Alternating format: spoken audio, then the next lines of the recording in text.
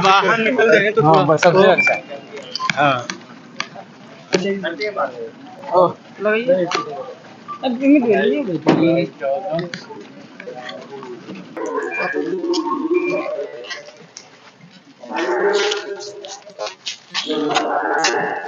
बिक्री science sir, बिक्री science.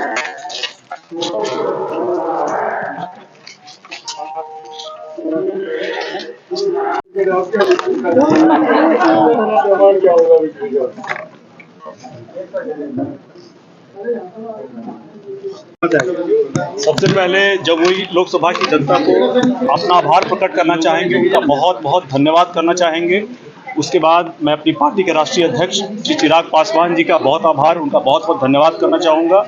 मैं अपने परिवार का हमेशा आभार रहूँगा, उन्होंने हर कठिन समय में, अच्छे समय में हमेशा मेरे साथ रहे हैं। और अंत में माननीय प्रधानमंत्री जी का धन्यवाद करना चाहूँगा और माननीय मुख्यमंत्री जी का धन्यवाद करना चाहूँगा। अपनी पार्टी के जितने भी हमारे नेतागण हैं, जितने भी वर्कर हैं, जितने सपोर्टर हैं, सबका भी बहुत बहुत आभार, बहुत बहुत धन्यवाद। हम लोग एक पार्टी जो कि नए नाम नए सिंबल के साथ हम लोगों ने शुरुआत की। चुनाव से महीना भर पहले प्रचार हम लोगों ने करना शुरू किया। ऐसे में न सिर्फ जमुई की जनता, हाजीपुर की जनता, बल्कि पूरे बिहार की जनता ने जो विश्वास लोक जनशक्ति पार्टी रामविलास पर जताया, 100% स्ट्राइक रेट हम लोग का रहा। 5 सीटें लड़े, 5 की 5 हम लोग जीते। ये जनता का विश्वास दर्शाता है, जिसके लिए मैं हृदय से मैं आभारी हूं और इस विश्वास पर पूर्णतः खरा उतरूंगा, ये मैं वादा करता हूं। ये जीत जहां एक तरफ मेरे प्रधानमंत्री जी के कुशल नेतृत्व की है, वहीं मेरे मुख्यमंत्री जी के गठबंधन को मजबूती देने की भी है। तमाम घटक दल एक साथ मिलकर हम लोग चुनाव लड़े, एक साथ मजबूती से हम लोगों ने चुनाव का प्रचार किया। अब एक साथ मजबूती से हम लोग सरकार बनाएंगे और सरकार चलाएंगे। सरकार में क्या रोल रहेगा लोजपा? मेरे प्रधानमंत्री तीसरी बार प्रधानमंत्री पद की शपथ ले रहे हैं, मेरे लिए यही सबसे ज्यादा उत्साह की बात है। चिराग जी, पहला रिएक्शन क्या था आपका जिसमें आपको जानकारी मिली कि 5 आउट ऑफ 5 हम रीच कर रहे हैं, एज कर? नहीं, बिल्कुल।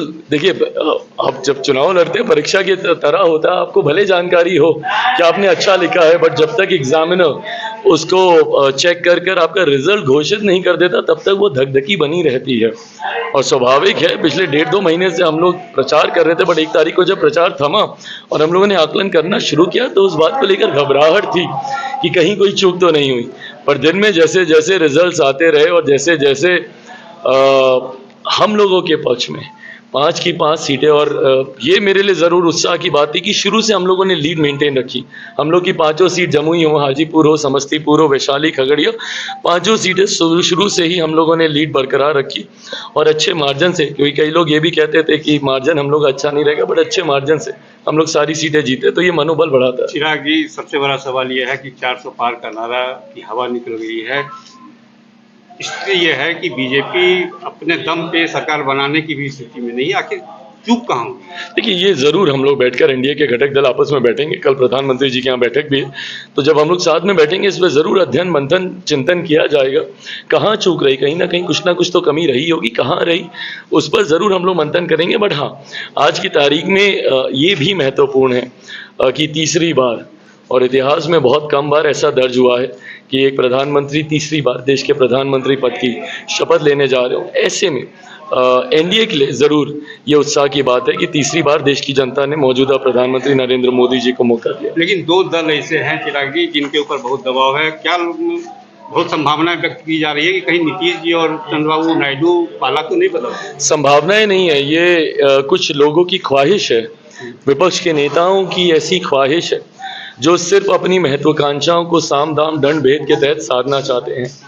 उनको इस बात का भी लिहाज नहीं है कि वो ऐसा करके लोकतंत्र में जनादेश का अपमान करेंगे। ये जनादेश मेरे मुख्यमंत्री जी की पार्टी हो, हम लोग हो, कोई भी हो, ये एनडीए के नाम पर मिला हुआ जनादेश है, जिसमें जहां पे भारतीय जनता पार्टी के प्रत्याशियों की जीत में मेरे मुख्यमंत्री जी की अहम भूमिका है, वहीं मुख्यमंत्री जी के प्रत्याशियों की जीत में मेरे प्रधानमंत्री जी की, हम लोग की भी अहम भूमिका है। मेरे प्रत्याशियों की जीत में तमाम घटक दलों की एक अहम भूमिका है। तो ये जनादेश एनडीए के नाम पर है, पर कुछ लोग प्रयास जरूर कर रहे हैं कि इस तरीके से जनादेश का अपमान कर उनको अपने साथ लिया जाए।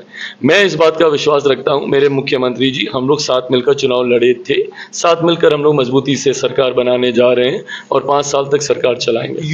यूपी क्यों हुआ ऐसा? यूपी से बहुत, जैसा मैंने कहा, इस पर चिंतन करने की जरूरत है। कहीं ना कुछ तो चूक रही होगी। वो कहाँ कमियां रही उसको इस बार सुधारा जाएगा और 2029 में पुनः एक बड़ी जीत के साथ एनडीए सामने चलिए